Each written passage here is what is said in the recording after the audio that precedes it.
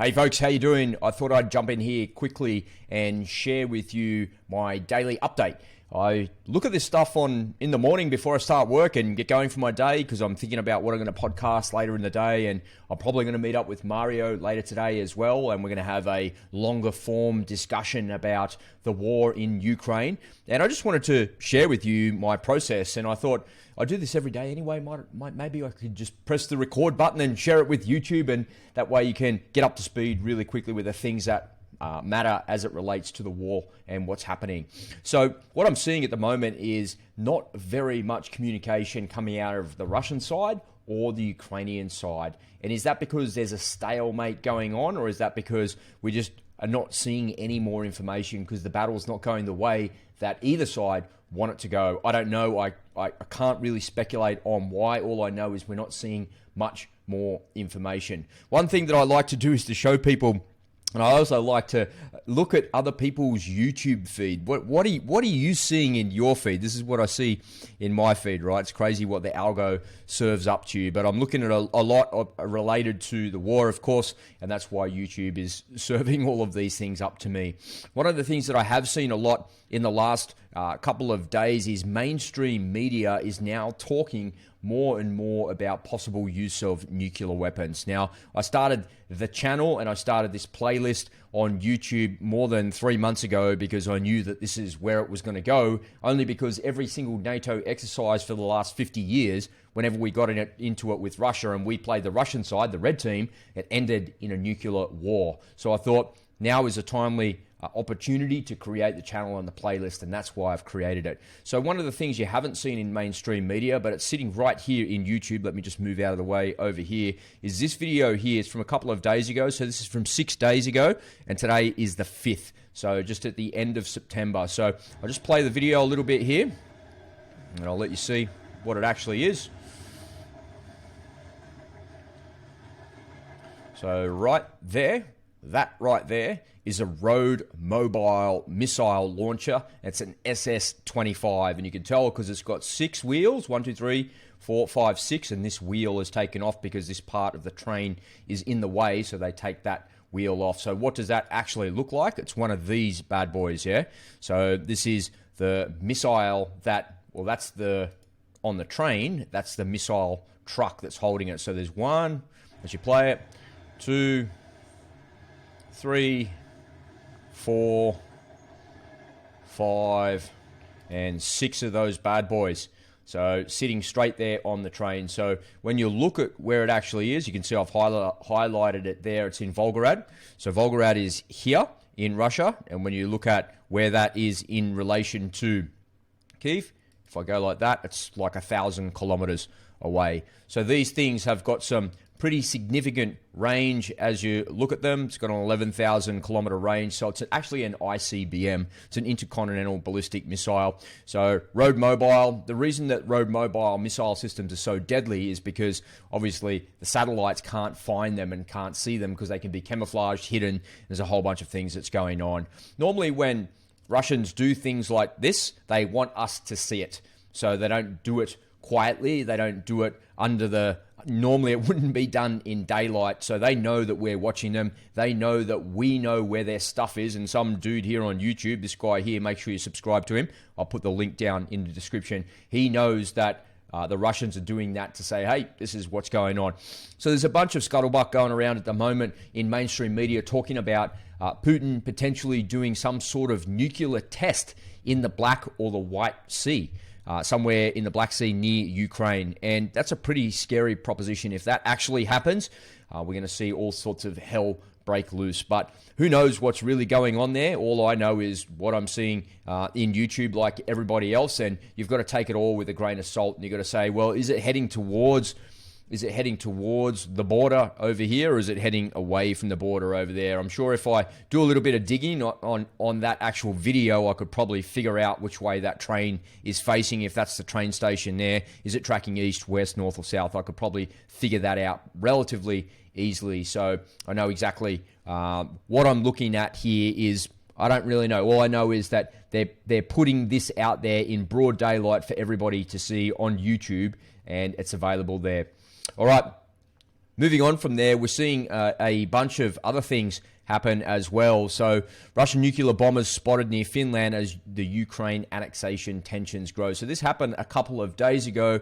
There's an Israeli satellite company that came out and took some photos of this base here, which is 700 clicks southeast of Moscow, where it is. And normally what we're seeing at this base here, this is the base right here, is normally what we're seeing is Su-24 Fencers, which is this aircraft. That's what you're seeing there on the apron as you look at this satellite image. I don't know how old that is, so whatever these IL-2s or IL-7s, something like that, I'm not sure exactly what they are. So there's a bunch of Su-24s there. It's a bomber base.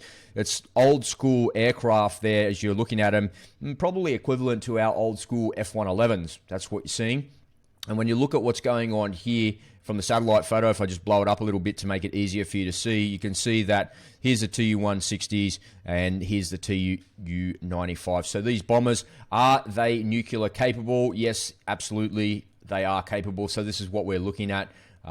Super old school. So they can carry these cruise missiles, KH-101 and 102. So they can be carried on these platforms on the 160, the 22, on a 95 Bear and the Su-27 as well. And we come back to the picture. There's the 160 and the Tu-95. So those missile systems can definitely be carried on those Russian bombers. And when you look closely at the picture and you can see what's actually in the picture, that's a Tu-95 Bear, and then that's the 160 there as well. So here's the missile system here. And if you look closely there, if I just zoom into the picture here, just where my mouse is, you can see the missile systems there as well. So this is their modern day stuff, right? This is the air-launched systems that they use. When you look at the Russian nuclear doctrine, the air part of it is not huge. It's not, there's the nuclear triad, right? There's the ICBMs, the submarines, and then there's the air launch stuff as well. That's what the nuclear triad actually is. So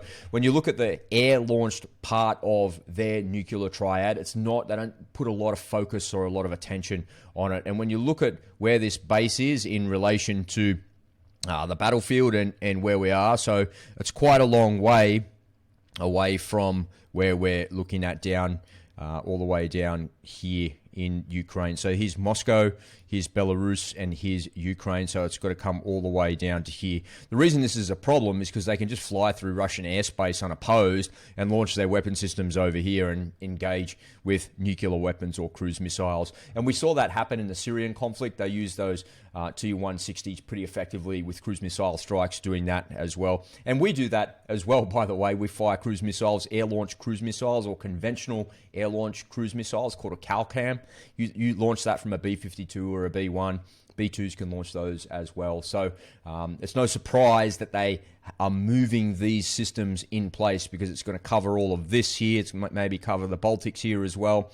But certainly they can operate unopposed in Russian airspace under the umbrella of their air defense system. So that is definitely something to look out for. It's definitely something that could be a potential problem for us. These Su-24s are not a problem at all. But the other missile system that they can carry is pretty interesting as well. The X-55 long-range cruise missiles that they have. It looks like these things have been retired. This is old school 1970s tech. But their aircraft are also old school 1970s tech as well. So the two things are marrying up. Now, ladies and gentlemen, the thing that I really believe will cause the full-on outbreak of World War III is a massive escalation with North Korea. And we're seeing that in the last couple of days. Just yesterday, they fired another ballistic missile over Japan. There's a whole bunch of footage going around there. There's the boss man himself, Kim, causing all sorts of ruckus in that part of the world. And it's said that it's the longest missile test that they've ever done that's fired, and it went over the top of Japan. There's some footage going around YouTube of air raid sirens going off in the northern part here, and I'm not going to play that for you because it's just a siren going off and nothing actually happened. So I believe that this is going to cause all sorts of problems, and if you see North Korea attack South Korea, that is your trigger to bug out or bug in, depending on what your plan is. Are you prepping to bug out and go somewhere else that's not in a major city, or are you prepping in place? You need some trigger points. Whatever those trigger points are, you need to utilize them and utilize tools like YouTube and the news and what's going on there. Just look at it for half an hour a day, or watch a video like this that I'm doing. There's heaps of people on YouTube that do stuff like this. Have a check of those videos and make sure you've got one eye on what's going on, because if you think nuclear war won't affect you, it will affect you. And it won't. People just think that this won't affect them, but there's only 4 things on planet Earth that affect everybody. Yeah, 1 is climate change, whether that's real or not. 2 is an asteroid strike. 3 is a pandemic, and 4 is a nuclear war. So nuclear war touches every single person on planet Earth. So you need to be ready for this. You might have seen in the news just earlier today, depending on what time it is where you are, that the power in Bangladesh has completely gone off. So Bangladesh, their economy and their government have supplicated to the ESG scenarios and this green new garbage that's out there, which is supplicating the poorest countries on planet Earth to the richest people on planet Earth. And their power has gone off in the entire country. So if you want to get a snapshot of what happens to a society and what's going to happen when there's an EMP strike in Europe, in America, or in your part of the world, just have a look, turn on the news and have a look and see what's happening in Bangladesh. And the irony is you probably won't see anything. And the reason you don't see anything is because the power's off, folks, and their society is going to come undone really, really quickly. The poorest people in the world are the ones that suffer the most from these evil draconian policies, these so-called green policies that are meant to fix the weather. Who can fix the weather? What a load of absolute garbage. What a load of absolute rubbish. Meanwhile, there's a war going on, creating absolute destruction to the environment and to economies around the world. And you're worried about an ESG score. And the Bangladeshi government were proud of their ESG score. Folks, if you want to know what's going to happen during a nuclear strike and you want to see what's going to happen during an EMP strike, all you got to do is turn your attention over there. There's not much news coming out of there, and that's because there's no power. There's no one that can report on it. So this is a real problem. I think the escalation into World War III is going to happen when North Korea invades South Korea, or they have a crack down there. So what will happen after that is China will go for Taiwan and Israel will go for Iran. All of the world's resources are going to get tied up in the conflict with NATO and in Europe and the Ukraine, and there's no way that the world's resources can give their attention into Asia, which means this is going to be an all-out conflict. It's also said that Kim Jong-un, good morning Pyongyang, it's also said that Kim Jong-un is going to do a 5th nuclear test. So folks, if he does another underground test, that's going to be a serious escalation of the tensions in that part of the world. He's never done an above ground test, but if he does do something like that, that's going to provoke a giant reaction, which is going to trigger World War III. We're already in World War III. It might not feel like it's touching you yet because your job's okay, your fridge is full of food, and you've got a pocket full of money. But mark my words, ladies and gentlemen, the escalation that we're seeing here in Europe and we're seeing in Asia is not like anything that we've ever experienced before, and you need to be ready. So whatever you do, make sure you stock up your pantry. Make sure you've got at least 3 months worth of food, 3 months worth of water. You've got the medicine that you actually need as well. Without having that level of preparation, you're just going to suffer from massive anxiety if a nuclear attack happens or the power goes off. I want you to be prepared. I want you to live the best possible life that you can. You need to live your life. You need to go out and live your life. You need to go to work and provide for your family. But every day you need to do some sort of preparation work, whether it's watching some news articles like this or it's reading a book about first aid. And you need a book. You need a physical book that talks about first aid. I've got a book about that fat. I'll show it to you in the next video. You need to read that book on a daily basis just to remind yourself on how to treat things. Because if the worst case scenario happens, there's no hospitals, there's no doctors, there's no paramedics, and nobody is coming to save you. Would you know what to do if one of your kids fell over and broke their arm or broke their leg? Probably not. So you need to educate yourself, and that's part of your prepping process. Another part of the prepping process is finding like-minded people that you can trust, that you can have around your friends and around your family, and making sure that they are reliable. Just be very careful on who you're sharing this information with as well, folks, because if they know that you've got extensive resources, you want to be careful because people turn into savages pretty quickly.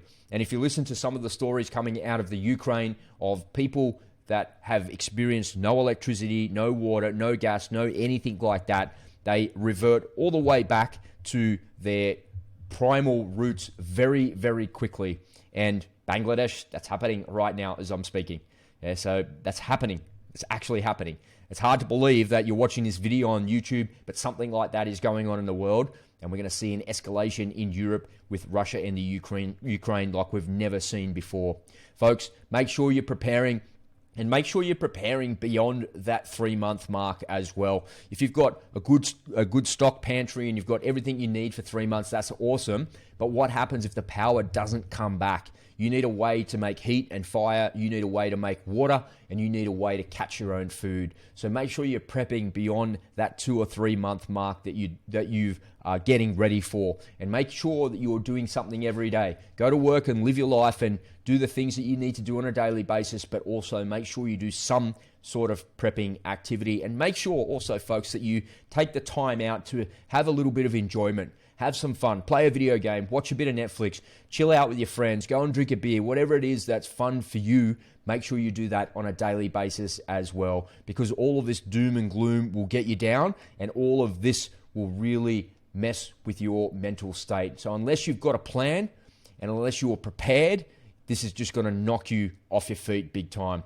But if you're watching this video, it means that you're planning, and it means that you're preparing, and they're the sorts of people that I like to hang out with. All right, folks, that's it for today's update, and that's it for the video. Thanks for watching, and I'll see you in the next one. Bye for now.